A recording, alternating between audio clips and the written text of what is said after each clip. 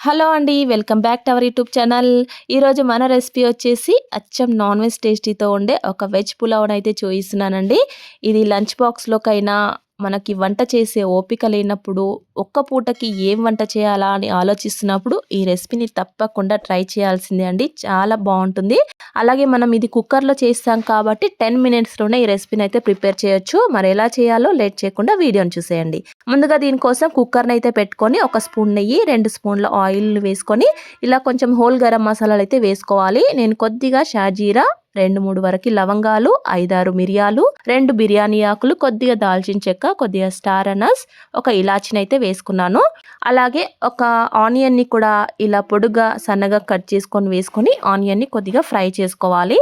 ఈ onion fry అయ్యే లోపు మనం ఇక్కడ మిక్సీ జార్లోకి పుదీనా, కొత్తిమీరలు శుభ్రంగా కడుక్కొని వేసుకోవాలి.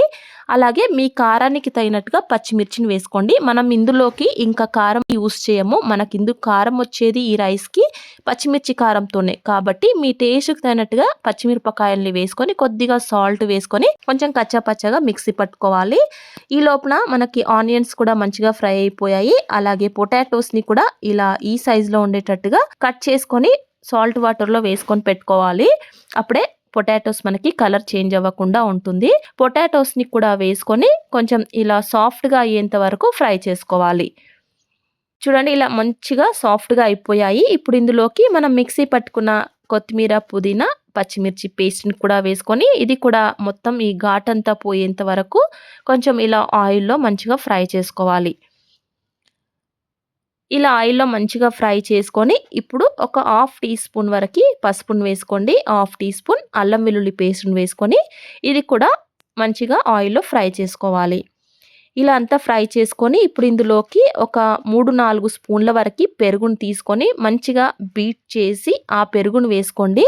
పెరుగు వేసుకున్నప్పుడు ఫ్లేమ్ని లో ఫ్లేమ్లో పెట్టి ఈ పెరుగు ఈ పొటాటోస్లో మసాలాలో కలిసేటట్టుగా ఇలా స్లోగా మంచిగా కలుపుకోవాలి. ఇది పూర్తిగా కలిసిపోవాలి. చూడండి ఇలా మంచిగా కలిసిపోయింది. ఇప్పుడు ఇందులోకి మనం నానబెట్టుకొని ఉంచుకున్న రైస్ని వేసుకోవాలి. నేను నార్మల్ రైస్ని వేసుకుంటున్నాను. మీరు బాస్మతి రైస్నైనా వేసుకోవచ్చు. ఇలా రైస్ని అంతా వేసుకొని ఈ మసాలాలో ఒక 1 మినిట్ పాటు ఇలా మంచిగా ఫ్రై చేసుకోవాలి. అప్పుడే మనకి పులావ్ మంచి టేస్ట్ అనేది ఉంటుంది. ఇలా ఒక 1 మినిట్ పాటు ఫ్రై చేసుకొని ఇప్పుడు వాటర్ వేసుకోవాలి. నేను వాటర్ని కొంచెం గోరువెచ్చగా చేసుకొని వేసుకుంటున్నానండి. మనం రైస్ ఎంత తీసుకున్నామో ఆ క్వాంటిటీకి బట్టి వాటర్ వేసుకోండి. నేను ఒక గ్లాస్కి 1.5 గ్లాస్ చొప్పున వాటర్ని అయితే వేసుకుంటున్నాను. మీ రైస్కి తగినట్టుగా మీరు వాటర్ని వేసుకొని టేస్ట్కి తగినట్టుగా సాల్ట్ని వేసుకోవాలి. ఇలా సాల్ట్ని వేసుకున్న తర్వాత మొత్తం అంతా కలిపేసుకొని ఈ వాటర్ టేస్ట్ చూడండి.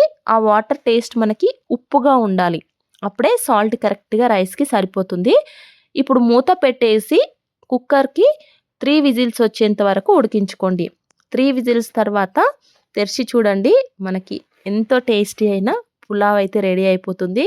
అయితే ఆ కుక్కర్ విజిల్ వచ్చేటప్పుడు ఆ స్మెల్ అండి అచ్చం చికెన్ బిర్యానీ చేస్తున్నప్పుడు ఎలాంటి స్మెల్ అయితే వస్తుందో అచ్చం అదే స్మెల్ వచ్చింది. నాకు నిజంగా చికెన్ బిర్యానీని అనిపించింది. ఎప్పుడెప్పుడు తినాలా అనిపించింది. ఇంట్లోకి ఎవరైనా వస్తుంటే మాత్రం వాళ్ళు ఖచ్చితంగా చికెన్ బిర్యానీని అనుకుంటారు. అంత సూపర్గా వచ్చింది స్మెల్ మాత్రం. ఒక 10 మినిట్స్ తర్వాత చూస్తే ఈ రైస్ పొడి పొడిలాడుతూ చాలా బాగుంటుంది. ఇంకా ఈ రైస్కి మనం ఎలాంటి గ్రేవీ కర్రీ చేయాల్సిన అవసరం లేదండి. ఇలాగే తినేయచ్చు.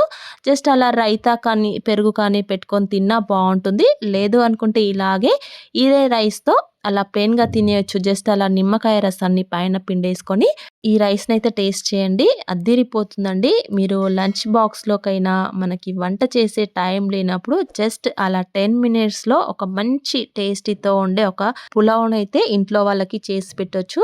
చాలా బాగుంటుంది. మీరు ఒకసారి ఇది తప్పకుండా ట్రై చేయండి. అందరికీ నచ్చుతుంది. ట్రై చేశాక ఎలా వచ్చిందో కామెంట్ చేయండి. మరి ఛానల్ని ఫస్ట్ టైం ఎవరైనా విజిట్ చేస్తున్నారా? అయితే తప్పకుండా ఛానల్ని సబ్స్క్రైబ్ చేసుకోండి.